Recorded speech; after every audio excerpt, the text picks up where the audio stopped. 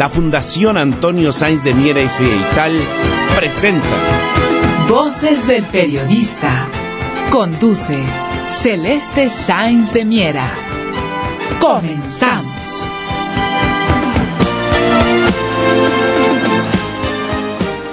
Muy buenas tardes, queridos amigos. Es un privilegio estar con ustedes en su programa Voces del Periodista, este programa que es de ustedes y para ustedes. Una mesa extraordinaria y les agradecemos enormemente su confianza, su compañía, su participación. Queremos decirle que además de don Enrique Pastor Cruz Carranza, don Rodolfo Sánchez Mena, nuestra muy querida Ceci Tapia Solidaridad Mil y su servidora, nos acompañará el maestro Juan Bautista y el privilegio de contar con una extraordinaria académica maestra de arte, la maestra Laura González Matute. Ella es investigadora de arte del CENEDIP de Limba y bueno, pues va a ser un privilegio escucharle.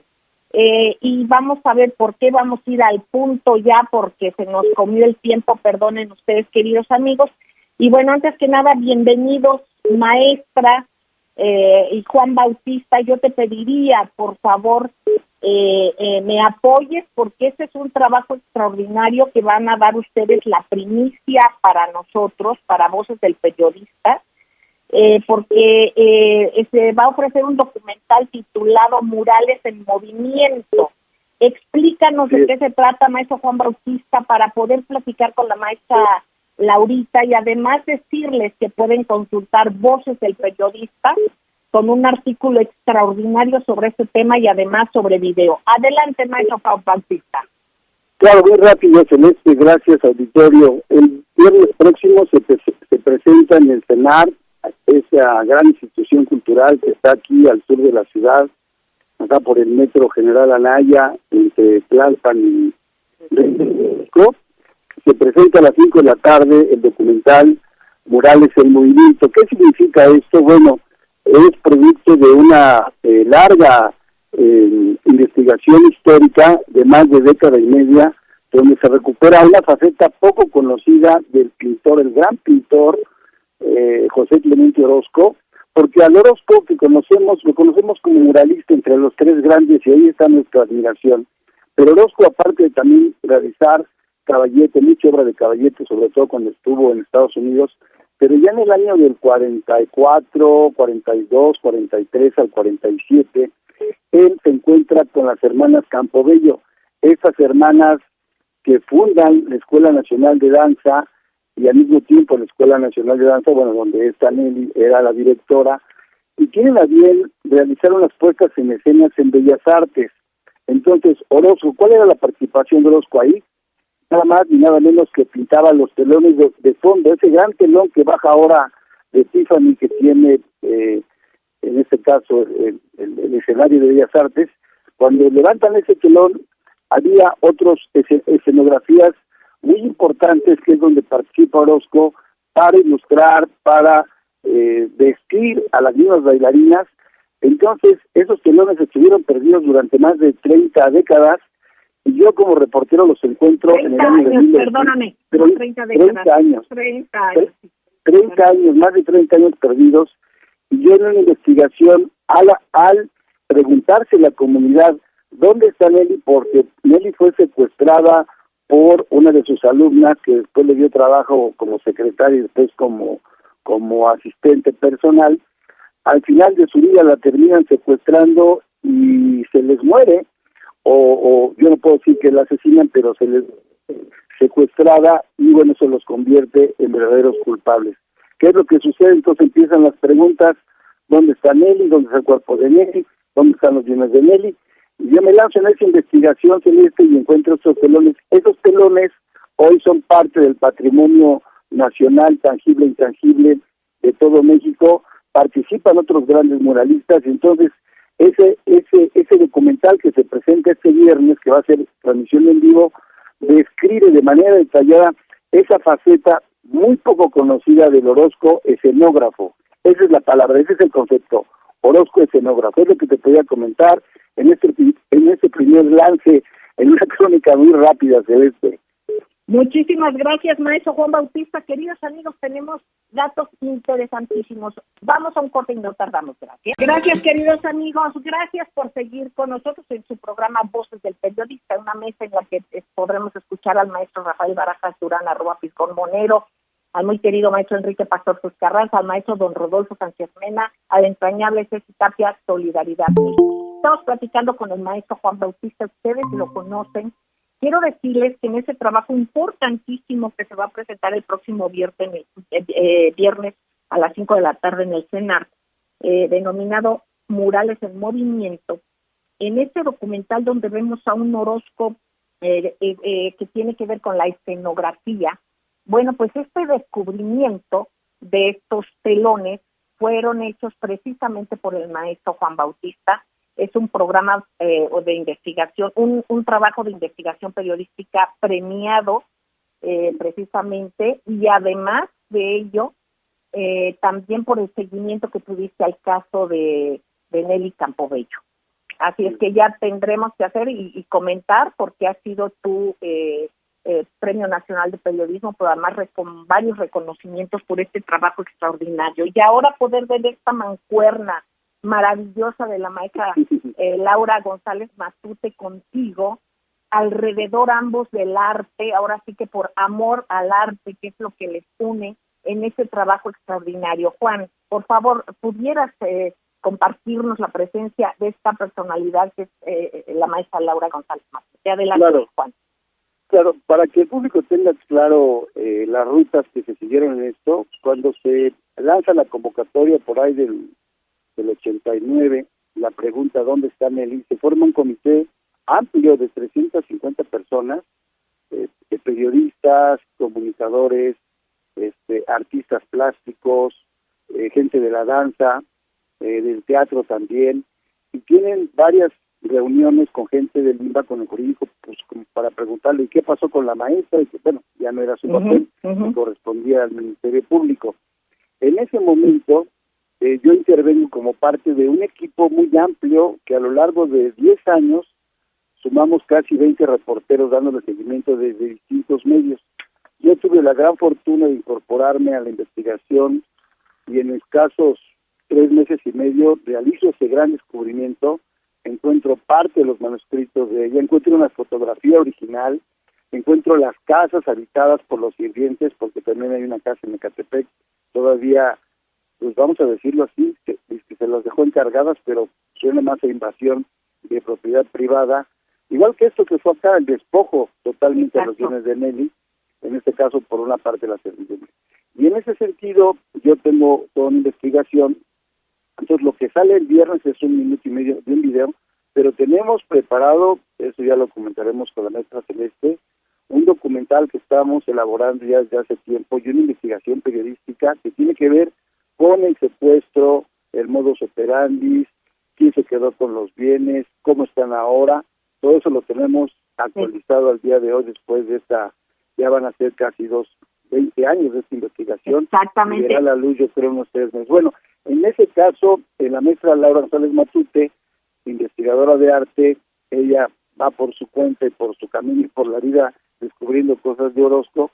Ella es una de las 56 investigadoras más importantes que tiene el país, que están en el CENIDIAP, que es este Centro de Análisis, Información y Documentación del INBA, donde ella se especializa en esa parte del arte mexicano. Pues la maestra Laura tiene maestría, está siendo candidata a ser doctorada, y bueno, ella complementa esta investigación. Entonces yo paso el micrófono para que tú puedas charlar con ella, querida Celeste. Gracias, maestro Juan Bautista. Fíjense, queridos amigos, la ¿Qué tal, querida Celeste? ¿Cómo esto. estás? Muy buenas tardes. Maestra tan querida y tan admirada, un privilegio escucharte y bueno, poder ver este documental Murales en Movimiento, y el que nos digas cómo concebiste la idea de realizar este documental, en el que también nos vamos a enterar cómo llega el maestro José Clemente Orozco a entablar una relación con las Campobello. Aquí podemos ver todo lo que es esta parte artística que se desconocía del maestro José Clemente Orozco. Te escuchamos, Laurita querida. ¿Cómo se llega a dar esta relación y por qué concebiste esta idea de realizar el documental? Adelante. Sí, claro que sí, con mucho gusto, y saludo a todos con mucho afecto, a todos los que nos están escuchando. Pues básicamente esta investigación se inicia porque fue publicado un libro de un bailarín muy famoso, Felipe Segura, que hablaba sobre Gloria Campobello, o sea, la hermana de Nelly, que formaban entre las dos el ballet de la Ciudad de México. Esto en los años 40, como ya bien lo dijo el maestro Juan Bautista. Al salir este libro aparecen ahí muchos datos con relación a que Orozco colaboraba con ellas. Como yo en ese momento estaba dedicada a investigar ya también a Orozco y estaba yo en el Museo Carrillo Gil, que alberga una gran obra de José Clemente, me causó gran interés y dije, voy a averiguar porque eso nadie ha escrito, nadie ha investigado. Y de acuerdo a cómo fue narrado por Felipe Segura, yo inicié esta investigación y me contacto con el mismo Felipe Segura y él me empieza a contar que sí, que realmente hubo una relación muy cercana entre Orozco y las hermanas Campobello. Ellos se conocieron en los años 40 a través de la gran galerista importantísima Alma Ruiz, que ella estaba desde Nueva York, conoció a Orozco en el Delphic Studios, y siempre fueron muy amigos y los invita a una reunión donde llegan las hermanas Campobello. Orozco inmediatamente se queda prendado de Gloria, que era muy bella, muy joven, una bailarina muy, pues, ¿qué te puedo decir? Espectacular, con un cuerpo bellísimo, así con unas carnaciones de porcelana, en fin. Y lo invitan a participar en el ballet. Él inmediatamente dice que sí, y que no obstante que él nunca había incursionado en la escenografía, pues que iba a ver esta nueva experiencia. Entra con ellas y se hace una gran amistad, primero también con Nelly, porque inclusive le ilustra uno de sus poemas muy importantes, de sus poemarios, que es Las manos de mamá. Esta edición se encuentra todavía y está en las bibliotecas, y nosotros podemos ver ahí los dibujos que hace Orozco para Nelly en base a este poema. Poco a poco también se va haciendo gran amiga de Gloria, y con Gloria se establece esta amistad que se torna en una gran relación amorosa, porque entre él y Gloria empiezan a colaborar en los argumentos, empiezan a colaborar en la coreografía, en fin, y llega al grado de que Orozco le manda cartas a Gloria, que afortunadamente también se han rescatado, donde le habla la Gloria de mi Gloria, te amo, etcétera. Y bueno, aquí es donde ya viene algo muy, muy interesante a nivel plástico y personal, cultural, artístico, de todo tipo, con una personalidad como la de José Clemente Orozco, que estaba ya en la cima del éxito, era reconocidísimo a nivel internacional, y se le conocía sobre todo porque su obra era una obra muy crítica, muy expresionista y con un humor muy acre, muy corrosivo. Pero da la casualidad que al entrar al ballet y entrar en contacto con la música de la gran orquesta que dirigía Carlos Chávez, estar en contacto con los argumentos que el que los escribía era Martín Luis Guzmán, estar en contacto con todo el cuerpo de ballet de las bailarinas bellísimas, con todo este manejo del cuerpo, del movimiento, estar además con todo lo que es la escenografía, con todas las luminarias. Todo esto a él le da una experiencia de vida tan maravillosa que cambia completamente su paleta, de ser acre, de ser en tonos grises, ocres, negros, se torna un esplendor de colores, de rojos, amarillos, violetas, verdes, en fin, y todo esto gracias a estar en contacto, como él decía. La vida de pintor muralista es solitaria, pero el estar en la escenografía es una cuestión de una experiencia que convives con todos, y que en mis murales, dice él, lo que yo estoy pintando para el Foro de Bellas Artes, que mide 11 metros por 8 metros, es como si fuera un mural en movimiento, un mural con vida, y en donde además él realiza las escenografías de de lo que va a ser la puesta en escena y además los vestuarios. Entonces, él incursiona en algo muy, muy nuevo, pero le incursiona de manera fenomenal, porque realmente con todo su talento logra transmitir a ese público que asiste a Bellas Artes esa sensación de esa profundidad y fuerza que ya en sí tienen las obras de Orozco. Y pues así fue la relación entre José Clemente Orozco, Gloria Campobello y Nelly Campobello. Y Nelly Campobello. Maestra Laura, tan querida, ¿en qué circunstancias se encuentran los telones?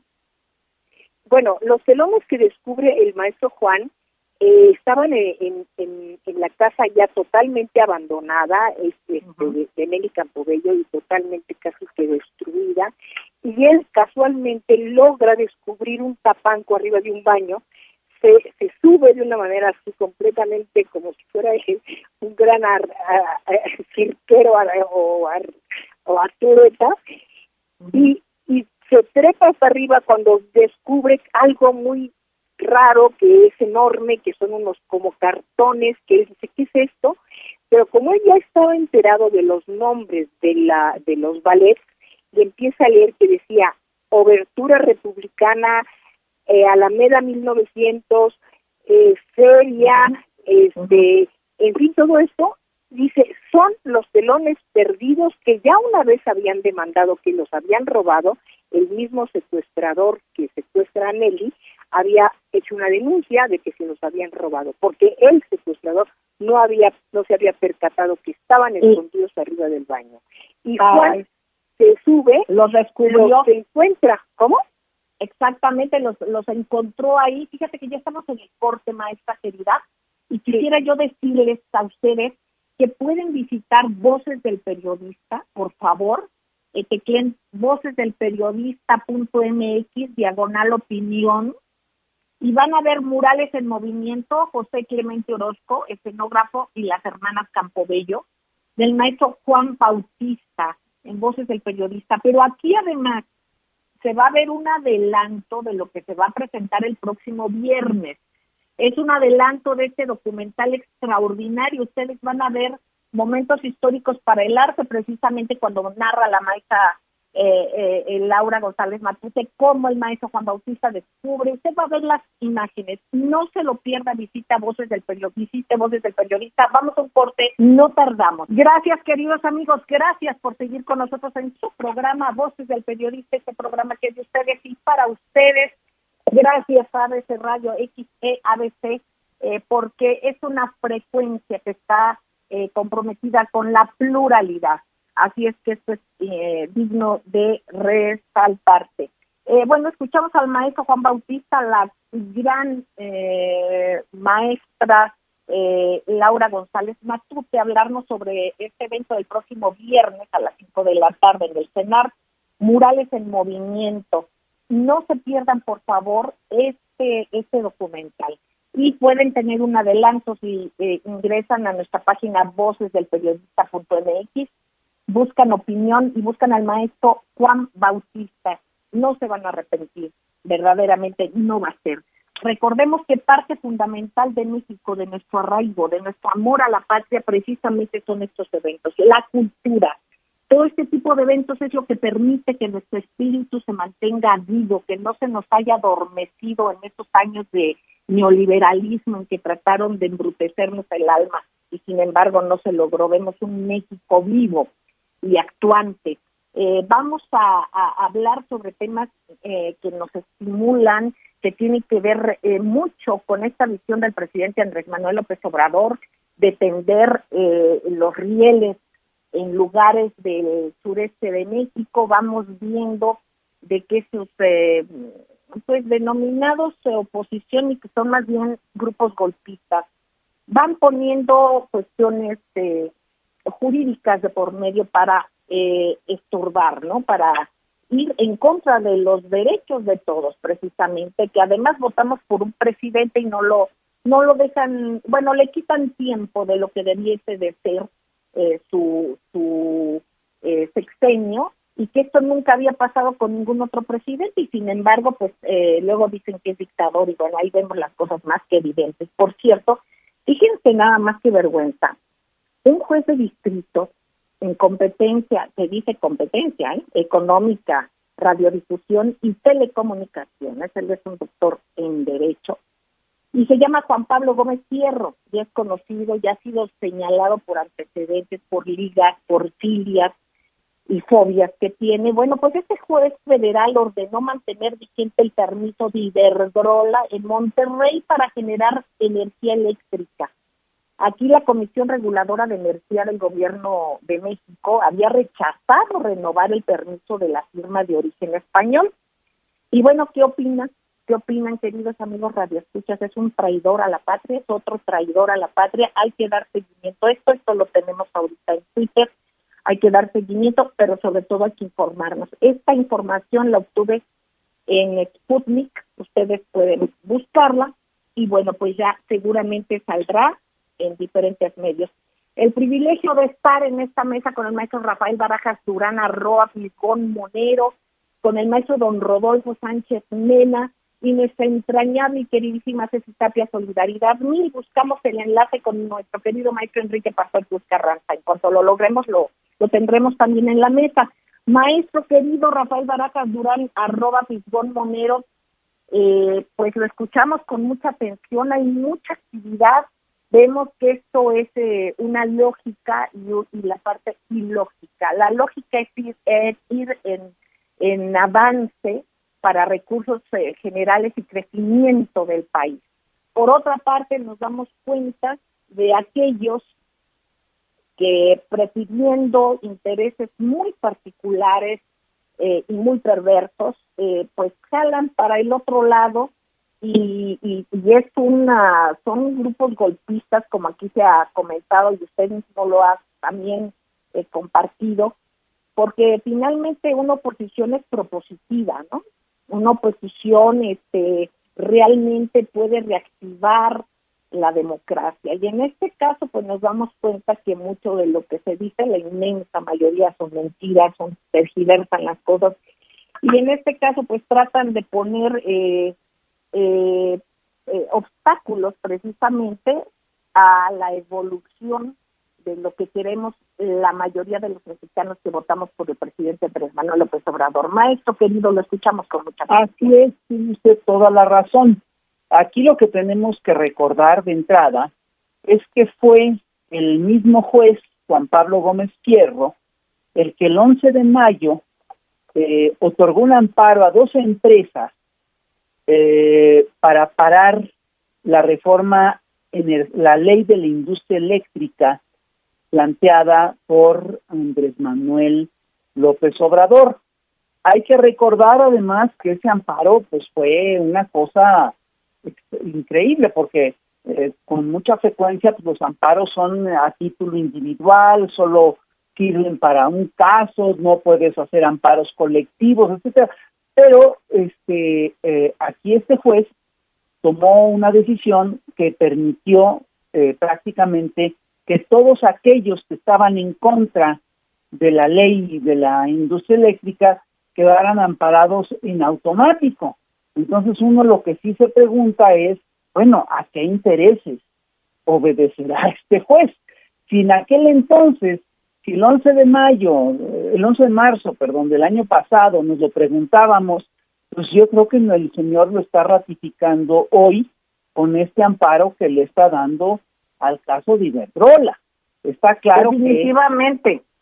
Pues sí, está claro que es un juez que tiene, sin lugar a dudas, un gusto muy especial por los intereses de Iberdrola. Yo recuerdo además que el propio periódico El País publicó hace pues ya cierto tiempo, hace un año, ¿no?, un artículo muy elogioso hacia el juez Gómez Fierro, ¿no? Y además es curioso porque el artículo decía algo así como el juez discreto que hace enojar al presidente mexicano. Y, perdón, pero está muy claro que el país pues tiene intereses ligados a todas las empresas españolas, que a las multinacionales españolas, ¿no? Entonces, perdón, a mí me parece de veras increíble, ¿no?, que el juez lo confirme de esta manera y con esta rapidez ahora, ¿no? Es decir, yo sí creo que tenemos que revisar, ahí lo que tenemos que revisar es la cuenta del juez, a quién le hace caso, a quién le obedece, y también tendríamos que ver, que estudiar por qué es tan absolutamente sistemático su juicio y por qué lo hace con esta rapidez, ¿no?, cuando se trata de casos de Iberdrola. Y aquí hay una cosa que tenemos que revisar, es decir, ¿qué buscaba originalmente la ley de la industria eléctrica? La ley de la industria eléctrica lo que buscó en un principio es detener, entre otras cosas, los contratos sucios que favorecían a las empresas privadas y lesionaban claramente a Comisión Federal de Electricidad. Entonces, bueno, es decir, aquí lo que tendríamos que hacer, que buscar, es que alguien nos diera un amparo contra ese juez, ¿no? ¿Dónde se ampara uno contra el juez Gómez Fierro? Porque el señor obviamente no está defendiendo los intereses de la nación. Pues aquí, maestro, queda más que claro, y yo, pues antes de irnos al corte, muy rapidito le pediría al maestro don Rodolfo Sánchez Mena, ¿en qué se traduce y cómo se evidencian estos personajes, maestro don Rodolfo Sánchez Mena? Adelante, maestro querido. Pues es recurrente la actividad que tiene el juez, pero precisamente él responde a todo un andamiaje jurídico constitucional que no se ha podido derogar ni sustituir. Ese es el problema. El problema de fondo está en que el Congreso tiene que intervenir porque fue el que creó estos mecanismos de protección a las empresas coincidentemente con la contrarreforma energética. Hoy es tiempo entonces de desmantelar este andamiaje para que estos jueces que cumplen con su tarea en el ámbito de lo que fue creado para proteger a las empresas extranjeras y el capital de acuerdo con sus reglas. Este es el problema de fondo, no es la actitud simplemente del juez. Responde a ese andamiaje y frente a ese andamiaje, pues lo que hay que hacer es echarlo abajo, ¿sí? ¿Cómo aquí las empresas no cumplen con su ética y además atentan contra los intereses del país, pues ya debían de haberlos ya procesado y cancelado los permisos. Exactamente, maestro, vamos a ir un corte, maestros queridos, Ceci querida también, vamos a un corte, amigos, no tardamos, gracias. Gracias, queridos amigos, gracias por seguir con nosotros aquí en Voces del Periodista. Estamos escuchando al maestro Rodolfo Sánchez Mena, al maestro Rafael Barajas Durán, @Pitón Monero, y escucharemos a Ceci Tapia, Solidaridad 1000. Estamos procurando hacer el enlace con don Enrique Pastor. Pero miren, queridos amigos, sobre este dato, sobre este juez de tan vergonzosos antecedentes, porque se prioriza el interés privado por encima del interés general, y aquí aunque nos quieran decir y nos quieran envolver en lo que sea, nada más no se puede. No hay nada que puede estar por encima del interés de la patria. Bueno, entonces aquí este juez Juan Pablo Gómez Fierro, que no se nos olvide su nombre, Juan Pablo Gómez Fierro, hay que dar seguimiento, qué es lo que ha hecho, cuál es su trayectoria, será o no será un traidor a la patria, pero también vamos a ver, como decía el maestro don Rodolfo Sánchez Mena, se quedaron cortos los legisladores al no prever que sabiendo cómo son las cosas y en los intereses enormes que se tocan, en no haber puesto aquí un candado, no haber sido, perdónenme, más contundentes. Ahora, finalmente, hay que ver que todavía se pueda, si se puede, si se necesita mayoría simple, que es como podría salir adelante. Esto lo vamos a consultar posteriormente, pero sin embargo, vámonos dando cuenta de cómo y de qué tamaño son estos intereses. Así es que, maestro don Rodolfo Sánchez Mena, si quiere usted concluir su comentario, maestro. Con mucho gusto, Celeste. Sí, ese es el problema que anticipamos por la experiencia que tenemos en los procesos electorales. Sí, desde hace un buen tiempo, diferentes gobiernos pierden la mayoría en las elecciones intermedias. Y esto era previsible. Por eso comentábamos de que era importante que la ley eléctrica fuera a dar, ¿sí?, al Congreso, y que teniendo la mayoría constitucional lo sacaran adelante. El problema son las enormes presiones que se vinieron después, Celeste, porque estamos en guerra híbrida, y las presiones canadienses y norteamericanas pues no dejaron que pasara esta ley. No es tanto los grupos de oposición, ellos votaron, pero por fuera vimos el desfile enorme de autoridades norteamericanas, ¿sí?, que vinieron, ¿sí?, a presionar al gobierno mexicano. Exactamente, maestro querido. Yo quisiera preguntarle al maestro don Rafael Barajas Durán, @Vitón Monero.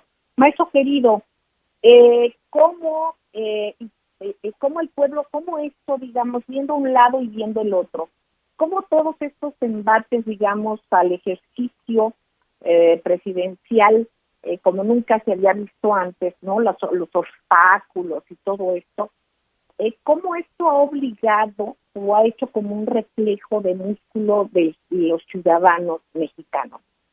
¿Usted qué ve y qué es lo que nos puede compartir, maestro don Rafael Barajas Durán? Adelante, maestro querido.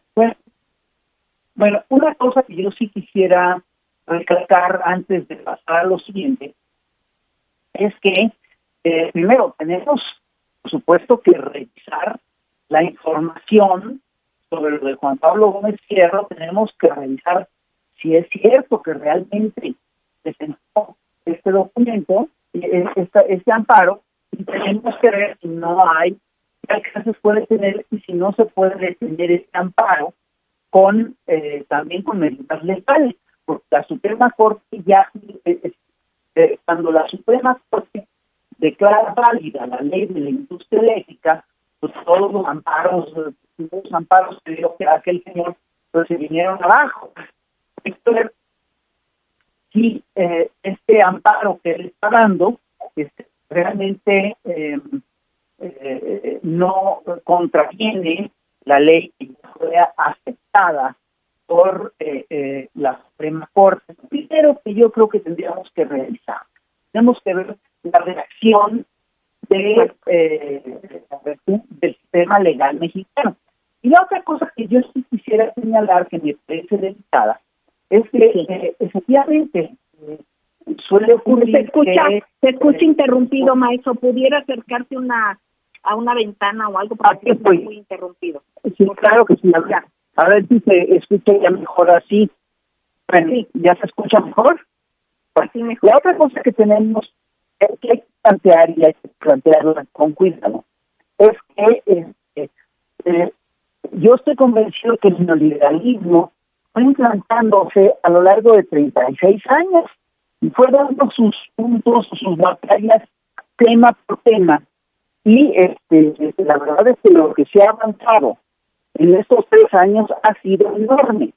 Pero no podríamos pensar que esto avanza de manera paralela, de manera constante en 6 años. Es decir, obviamente se han tenido que ir dando las batallas poco a poco. Y yo creo que eso es lo que está ocurriendo. Es una de las cosas que a mí me explican que la ley eléctrica se presentó en la fecha en la que se presentó la reforma institucional se presentó. Cuando se presentó, hemos tenido que ir dando las batallas poco a poco.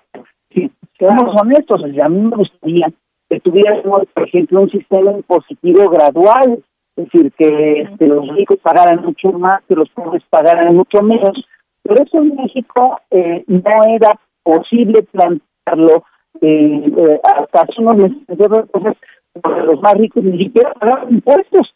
Nuestra primera reforma impositiva fue hacer una reforma impositiva práctica, fue hacer que los más ricos pagaran impuestos, y eso cambió totalmente el horizonte impositivo del país, ¿no? Entonces, yo sí estoy convencido de que tenemos que dar todas estas batallas poco a poco, y que además ¿no? Te escucho muy interrumpido. No sé si así se hace, si me lo puedes decir por otra vía.